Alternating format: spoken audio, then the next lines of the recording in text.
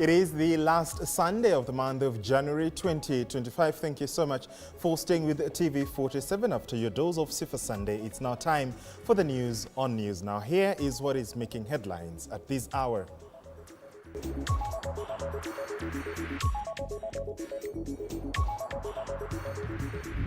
Energy Cabinet Secretary Opio Wandayi has said he will not criticize the government he is serving, terming his critics as daydreamers. Criticizing it until the cows come back home and do it properly, because I also want to be criticized. I want to be critiqued as a member of the executive for me to deliver services properly.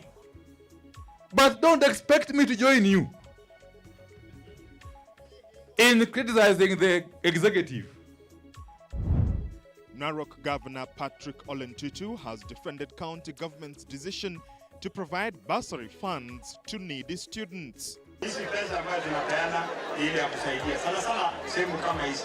Sehemu kama hizi hatuwezi endelea mbele bila basari ya watoto. Plus, National Transport and Safety Authority NTSA has sensitized teachers on reducing road accidents in Elgeyo Marakwet County.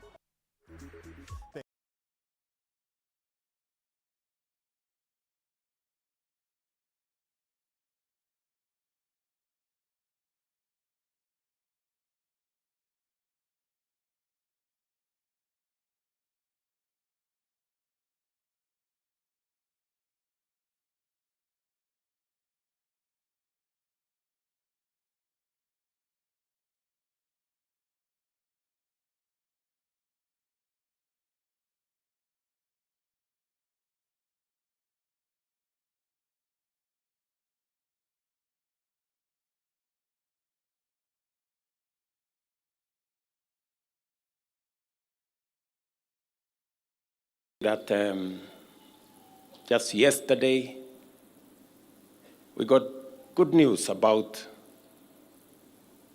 what God is doing in healing our economy. That Kenya is going to go places. And I want to thank God that together, working together, we have seen the inflation numbers come down, interest rates come down, exchange rates come down, and we have seen a great movement towards the healing of our economy so that we can proudly move together, united as a nation. And so I agree with you that 2025 is going to be a great year. Now, former Deputy President Geoffrey Rigathi Gachagua has condemned the alleged scheme to remove Chief Justice Martha Koome from office, saying that the state is after Koome for her stand against impunity. Speaking during a church service at PCA Imenti North Presbytery in Naro County, the former DP has asked the government to stop any attempt to remove her from office, citing that it is a scheme to silence dissenting voices. Take a look. Justice Martha Koome, don't be intimidated. Don't. Stay put. You are doing a good job. Continue making sure that this is a country of the rule of law and constitutionalism. There is even a bigger scheme to dismantle the Supreme Court ahead of the 2027 elections. A budget has been set aside through the National Intelligence Service, and all those petitions you are seeing against Justice Martha Koome, against judges of the Supreme Court, is the machinations of the state, because they would like to put a Supreme Court, a bench that is amiable to what those in power want. Now let's go to matters bursaries, where Naro County Governor Patrick Ole Ntutu has defended the county government's decision to provide bursary funds to needy students. Speaking at Isokon village in Narok East, Governor Ntutu emphasized that county governments have remained within their mandate by supporting individual students. Ole Ntutu further stated that the Council of Governors COG has moved to court to challenge a directive from the Controller of Budget barring county governments from disbursing bursary funds. The leaders called on the Cabinet Secretary for Education, Julius Migos, to intervene in the matter and support the county's efforts to improve education access, adding that so many students, needy students, will suffer.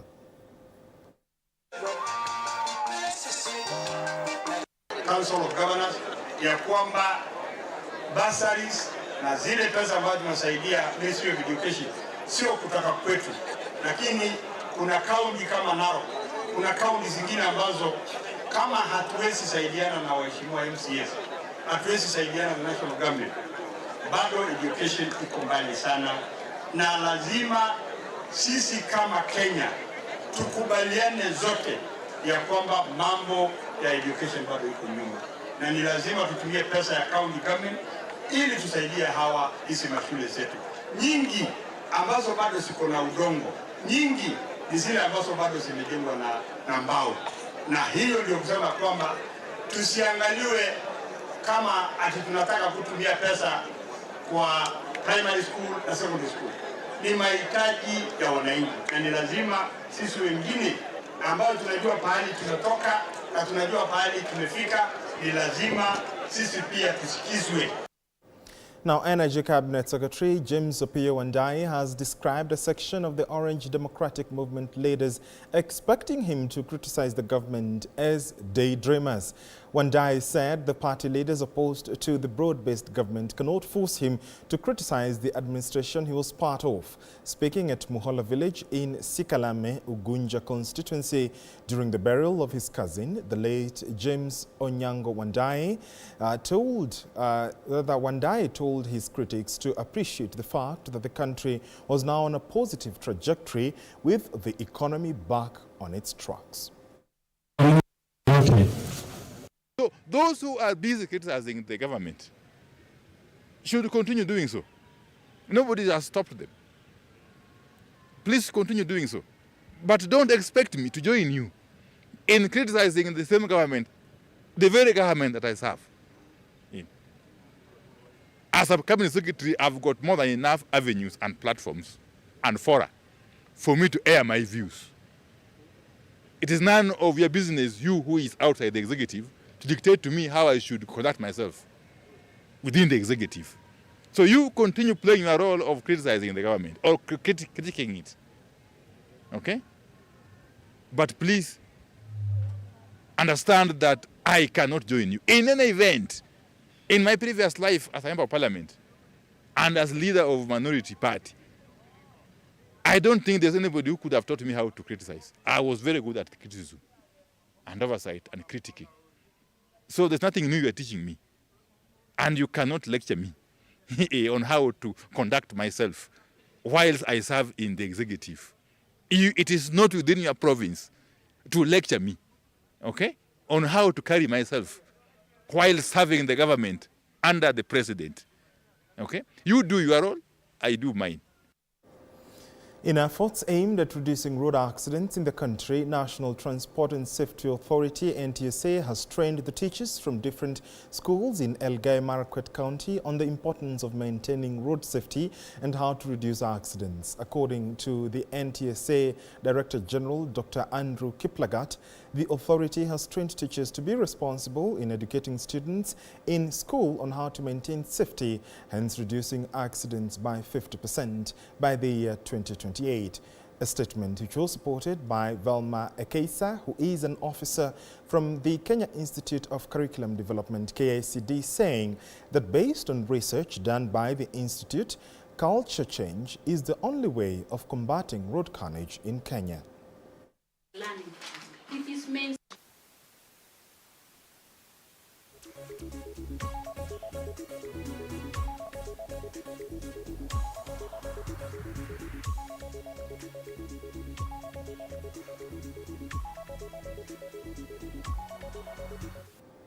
More details of that report will be coming to you in our subsequent bulletins. Now, Machakos County Deputy Governor Francis Mwangangi has urged leaders from all political divides in the Ukambani region to support Wiper Party leader Kalonzo Musyoka's presidential ambitions, calling on the national government to stop state capture of institutions. Speaking in Machakos during a funeral service, Mwangangi slammed the government for intimidating the judiciary arm of government, saying the move will affect efficiency in service delivery in the judiciary. Mwangangi's sentiments come a few days after the government had withdrawn security officers attached to the Chief Justice Martha Koome, a move he says was made to scare the judiciary to sing to the government's tune. Wakati tunaungana, kuna watu wanataka kutumiwa ati kuunganisha hii region. Sasa ikiwa ni mmoja ametoka eneo hili na anasema naomba hiki, si tumwachilie na tumuombe na tumshike mkono, tusingawanye watu jamani. Sasa nimeshangaa kuna kitu inaitwa state capture, na state capture inaanzaka kama mchezo. Sasa tulianza na Azimio walipoenda kudemonstrate, tukaua watu wengi na serikali wakawaua. Gen Z wakaja, wengi wamepotea. Sasa wameacha maneno ya Gen Z, sasa wameenda judiciary, kwa sababu tunajua Gachagua kwa ile kesi yako nayo kule kotini, tunajua yale yanaendelea. Judiciary wanatishwa kutolewa, ndio they rule vile serikali inataka. Judiciary, as per our constitution, is independent. The leaders from this region, please nawaomba tukue kitu kimoja. Sasa, when I'm not here, sometimes hawa wananikasirikia saa ingine. Sijawahi waua. Sasa hii yenu, nikiwekwa kwa jeneza nikichorwa jameni, hiyo ni kumaanisha nimekufa. Does it warrant ati kwa sababu nimechorwa na ngunga na mheshimiwa Kale, hiyo ni ati ni waue? Hapana. Now, residents living at the East African Portland Cement land in Mavoko, Machakos County, have called upon the leaders to intervene to avoid demolitions and forced evacuations from their parcels of land. The residents who have been living at the Portland parcel of land for over a decade decry that they have developed the place, making it more valuable, only for them to be given exaggerated prices with only a period of 3 months to clear the payment. According to Francis Mutek, the residents are now in fear of losing their property, stating that over 2 million Kenya shillings for a parcel they have improved from a quarry mine to a residential place is unfairly priced and can't be met within the stipulated time in the offer forms issued by KCB. The residents are now calling on policymakers to engage the residents and formulate policies that are favorable to both parties. Tukajakataa na tukataki shamba ya bure. We are ready to pay. Kwa nini wasiende wachukue ile shamba yao wako nayo watu divide in the number of acreage? Kama shamba ni 6.8 million, watu divide with 2000 acres. Tutaweza kulipa na utapata eka itakuja 700, 500 na tutawalipa hata kesho asubuhi. Na at least na watupee deal mzuri. Hakuna mtu ametaka shamba ya bure. We are here for that. Kwa sababu hata wao lazima warikave. In a sale process, and you see normally in a sale, it's a willing buyer, willing seller. And therefore, actually currently we are not dealing with squatters. We are past a stage of squatters. All people you seeing around express interest in buying the parcel that they are occupying by paying the regularizations amount. We need to have a system that is working for all Kenyans, both vulnerable and non-vulnerable. And here, seemingly, is that KCB have come up to eliminate people who are not able to pay this money, because this is a strategy to eliminate squatters.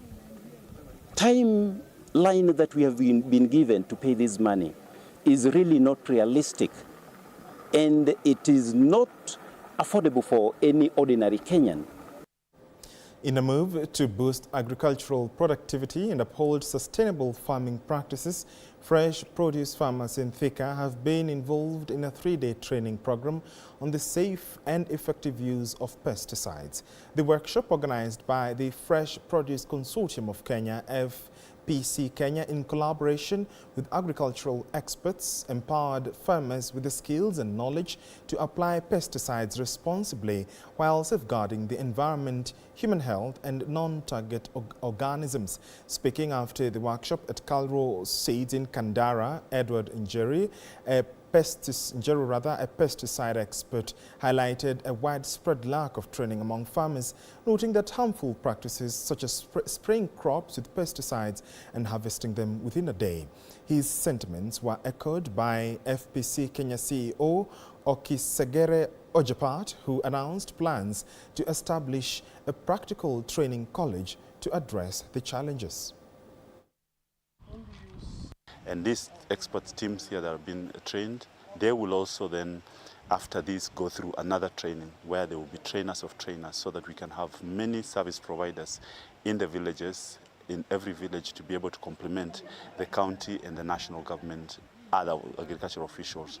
But we want to be very sure that the issue of safety, the issue of accuracy, the issue of selection of the right pesticide for the right purpose is enhanced. Inataka kufunza kwenda kule mashinani, kufunza yule mkulima yule yuko kule chini, yule mkulima mdogo ambapo ajui maagizo, yeye anaambiwa tu piga dawa hii itaua hii itaua mdudu hii. Sasa tumepata kumbe wengi wanachukua dawa kama ya kupiga avocado, wanapiga kwenye mboga. I thought of coming for this training so that I can know about the products that I need to use in my farm. I'm an avocado farmer, and even how to do the identification of the insects that come to prey on the fruits. Lack of knowledge on pesticide use, especially overuse of pesticides. And right now, these guys are mainly on horticultural crops for exports, which is giving us a problem, or giving farmers a problem of maximum residue levels ambayo inapatikana kwa chakula. So our main objective is farmers to know exactly the correct dosage rates which they are using, and if you spray a product, how long does it take for you to enter? Bumula Member of Parliament Wambua Wanami has warned lazy contractors who have won tenders for various projects in the constituency that they will be dealt with mercilessly.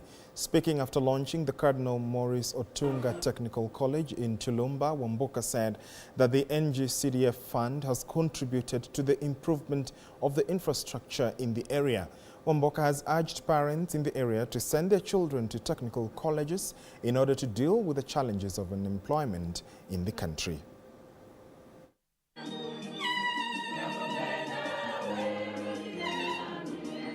Mimi nikichukua uongozi, niliwaambia nitahakikisha kila polling station inakuwa na mradi. Huko Lumoru tumeweka classes zinaendelea. Ziko classes zingine hapo zilikuwa zinaendelea, contractor akazembea, tumemwambia asiporudi site tutafukuza yeye. Biliso tunaweka hapo classes 2, tukikuja hapa tuko na ETTI, tuko na secondary school hapa. Mwaka ule mwingine mnakumbuka nililipia watoto wote basari wa Mwanda secondary school. Tuko na social hall ilikuwa imekwama, inaendelea to completion. Zile classes za primary zilikuwa zimeleta kizungumkuti, tulitatua, contractor tukalipa, akafungua. Hapo Tulumba primary pia kulikuwa na kasumba ya contractor, tukatatua hapo. Tunataka kuwapatia secondary school hapo Tulumba. Mimi niko tayari. Tavuti tunaweka 2 classes. Tukikuja Mateka market, kwanza Mateka primary juzi tumefungua classes. Now, Thomas Kibet, a former DCI officer who was stationed at Changamwe police station in Mombasa, was arrested in 2018 by officers from the Ethics and Anti-Corruption Commission EACC for allegedly soliciting, receiving and concealing bribes to derail the investigation of a specific case, appeared before Mombasa magistrate Alex Ithuku, where he denied all charges against him. Kibet faces 3 charges of receiving bribes on June 6, 2018 from Joseph Mumo, a suspect in a criminal case Kibet was investigating.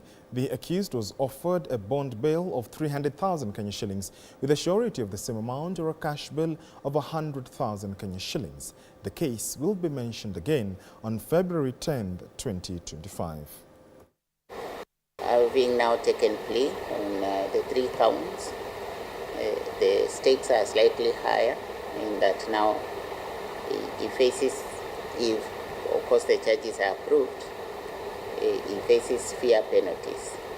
In this case, I will admit him to bond in the sum of Kenya shillings 300,000 with one surety of similar amount, or in the alternative, to pay a cash bail in the sum of Kenya shillings 100,000. We'll mention this matter on 10th, that is 10th of February, before this court. Statements to be supplied. On that date of mention, we need a formal update on the progress of the refund of these 50,000. The expectation, Mr. Mbote, is that you will personally follow up on the 10,000. So that 10,000, Mr. Were should not leave the building without them. That is the money that was paid yesterday, that one should be paid today, refunded. The 50,000, we will get an update on 10th of February. Those are my orders.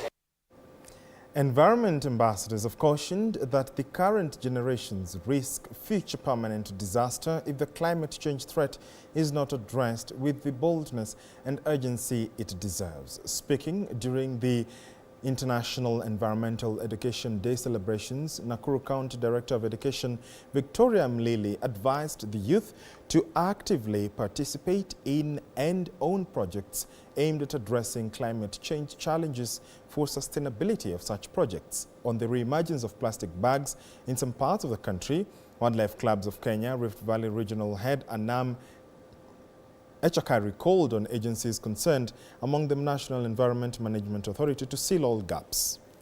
Is awareness on environmental issues, promote sustainable practices, and also encourage people to to be able to have sustainable practices.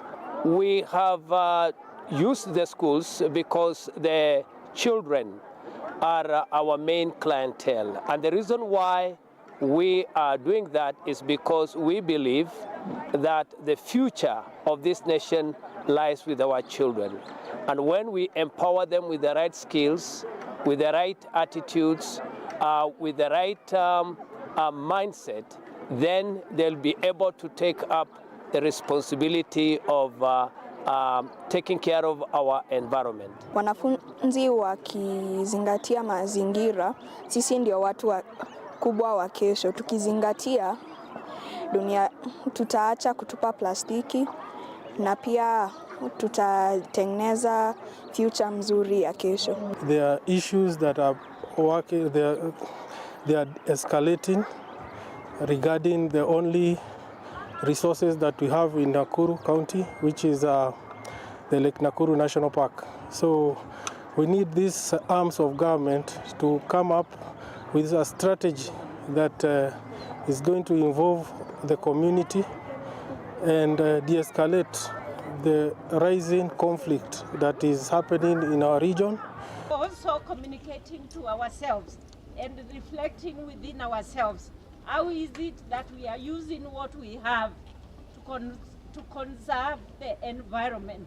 How is it that we are planting trees to make sure that we have fresh air every day.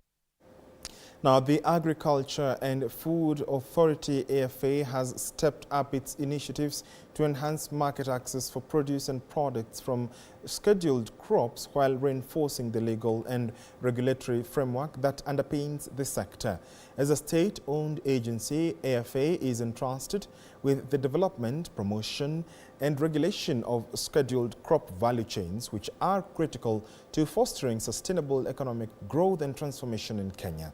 Speaking during a visit to AFA, Mr. Eliud Owalo, the Deputy Chief of Staff for Performance and Delivery Management, emphasized the authority's pivotal role in strengthening Kenya's agricultural sector. His visit was part of a comprehensive performance evaluation process for the 2023-2024 financial year.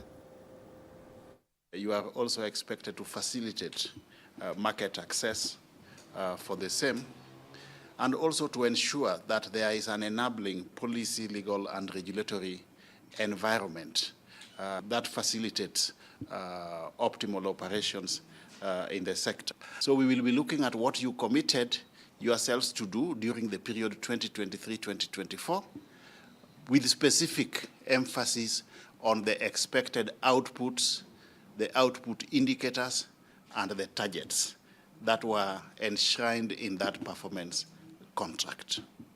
So in short, what the evaluation team is here to do is to get evidence of performance. Yeah.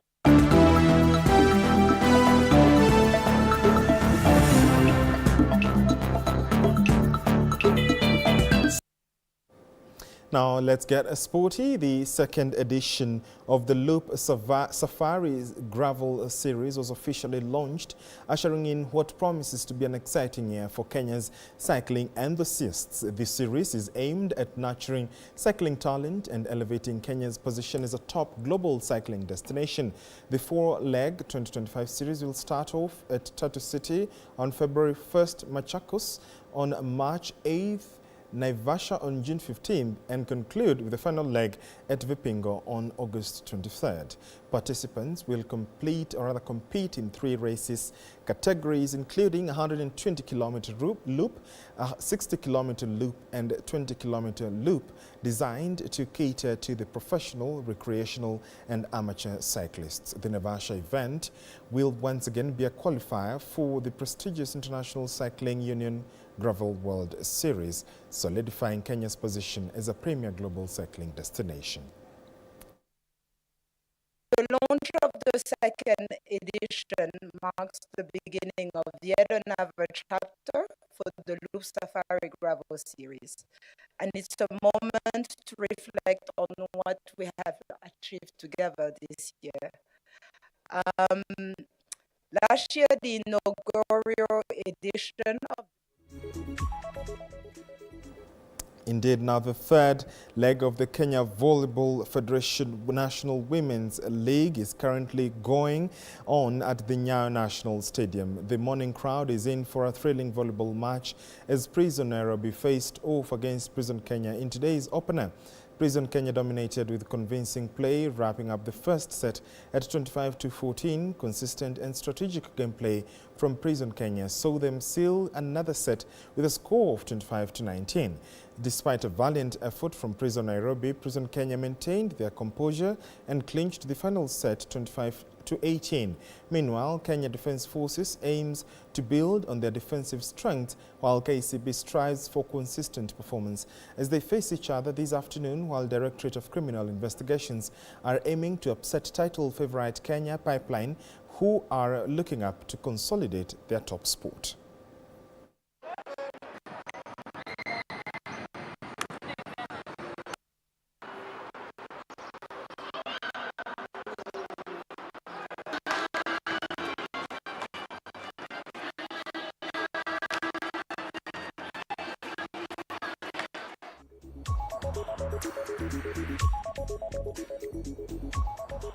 It is exactly 27 minutes past the hour. Thank you so much for staying with News Now.